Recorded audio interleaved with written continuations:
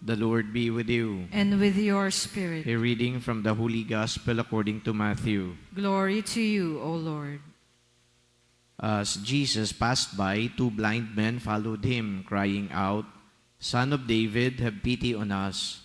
When he entered the house, the blind men approached him, and Jesus said to them, "Do you believe that I can do this?" "Yes, Lord," they said to him.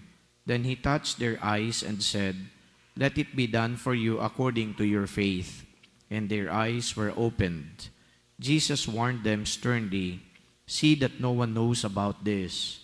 But they went out and spread word of him through all that land. The Gospel of the Lord. Praise to you, Lord Jesus Christ. Kahapon po, binanggit ko sa aking reflection na merong mga tao na ini-spiritualize nila yung kanilang problema. Ang ibig sabihin, parang hindi na sila gumagawa ng mga practical na pamamaraan para masolusyonan yung kanilang problema at totohanan at absolutely na sila ay umaasa sa Diyos. Ang binanggit ko po kahapon, kailangan din nating may gawin. Kasi alam niyo yung biyaya ng Diyos ay lalo pa na nagiging operational at effective kung tinutulungan din natin ang ating sarili. Ibig sabihin din, huwag tayo maging complacent at huwag tayo na parang palaasan na lang. Pero hindi naman nangangahulugan na sa mga hindi naman nakakagawa ng mga practical na pamamaraan, hindi ka natutulungan ng Diyos. Ang pagtulong ng Diyos depende sa Kanya pong, kumbaga, oras, kung anong pamamaraan, so tayo ay maghihintay sa tulong na yan. Ngayon po, yung gospel, kung pinakinggan ninyong maigi, parang namangha po ako eh. Alam niyo kung bakit? Meron po dito na 2 bulag na sumusunod kay Jesus. Imagine niyo yung bulag sumusunod kay Jesus. Yung nakakakita, madali pong sumunod eh. Habang naglalakad si Jesus, ando doon sa likod yung mga nakakakita. Pero yung bulag, it's an ordeal for them to be following Jesus, especially since ang dami ho na talagang mga sumusunod kay Jesus. Yung mga tao, nung mapakinggan si Jesus, talagang gravitating towards Him. And so imagine the difficulty of these two blind men following Jesus. Hindi po binanggit pati dito na merong mga umaakay dun sa bulag. Ang sinabi lang dito, yung 2 bulag followed Him, crying out, "Son of David, have pity on us." At ito pa ho ang medyo nakakamangha. Nakapasok na si Jesus ng bahay, nakapasok din ng bahay yung 2 bulag. Wala din pong sinabi dito na merong umakay doon sa 2 bulag. Ayokong i-presume na merong nga na umakay.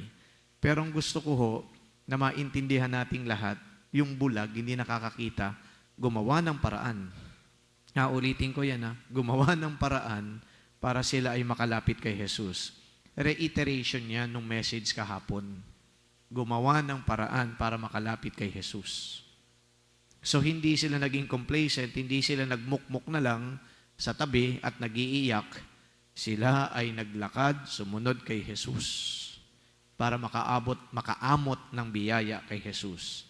At ito din, ang isa pang nakakamangha. Tinanong ni Jesus, "Tingin nyo ba magagawa ko to?" Bakit nakakamangha yun? Para bagang pinalalabas dito ni Jesus na kulang siya sa kapangyarihan at kakayanan. Yun po ang unang-una sigurong papasok. Tingin nyo ba kaya ko ito?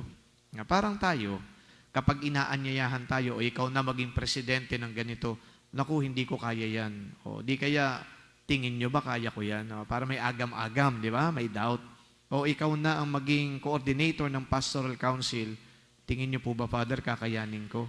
May mga ganun eh, no? So, nagda-doubt ka, may self-doubt. Pero ito, hindi po ito self-doubt para mamangha tayo na, pinagdududahan ba ni Jesus yung kanyang sarili? Yung pala, nung tinanong niya yung 2 bulag, ito ay tinetesting yung pananampalataya ng 2 bulag.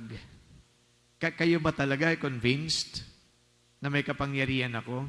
It's not so much about doubting himself, but it's all about testing whether the faith of the 2 blind men is strong enough. Napatunayan ni Jesus na talagang matatag at malakas yung pananampalataya ng dalawang bulag. Kaya, anong sinabi dito ni Jesus? Let it be done for you according to your faith. Mag-focus na tayo ngayon sa faith. Minsan, yung tao nawawala ng pananampalataya. Dala ng hirap na kanyang pinagdaraanan. Alam ninyo, kahit na yung practical na pamamaraan, kayo ay nagsisipag, kayo ay dumidiskarte, may hangganan lang din kasi yung ating kakayanan, di ba? Kahit na ginawa mo na lahat, wala ding mangyari sa gusto mong mangyari. Di mo ma-achieve yung gusto mong ma-achieve. Yung pagkakasakit, halimbawa, naubos na nga pera para magpagamot pero hindi rin gumagaling. Dito ngayon, napakahalaga ng pananampalataya. Yung pananampalataya kasi ino-overcome niya yung lahat ng obstacles. So kung meron man ho dito na dapat hindi mawawala sa tao, pananampalataya, maubos na pera mo, maubos na ari-arian mo, maubos na lahat, pero ipagdasal natin yung ating pananampalataya, sana mananatili. Sapagkat yung pananampalatayang yan ang magbubunsod upang tayo ay hindi pabayaan ng Diyos. Ito ang malino na mensahe para sa akin ng gospel.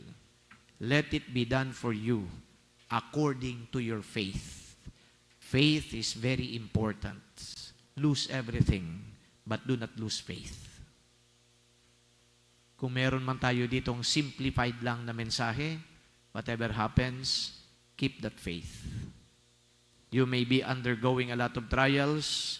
Instead of being hopeless and feeling helpless, keep that faith. At yung panghuli siguro, na pangtapos nitong ating pagninilay, dahil meron palang pananampalataya, at yung pananampalatayang yan, ang kumbagay magpupush sa Panginoon upang tulungan tayo. Kung meron kanyan, kayong mga nakaupo dyan, kung meron kayo nyan, ito ho ang conclusion. Sit down, relax if you have faith, because you will not be disappointed. Amen.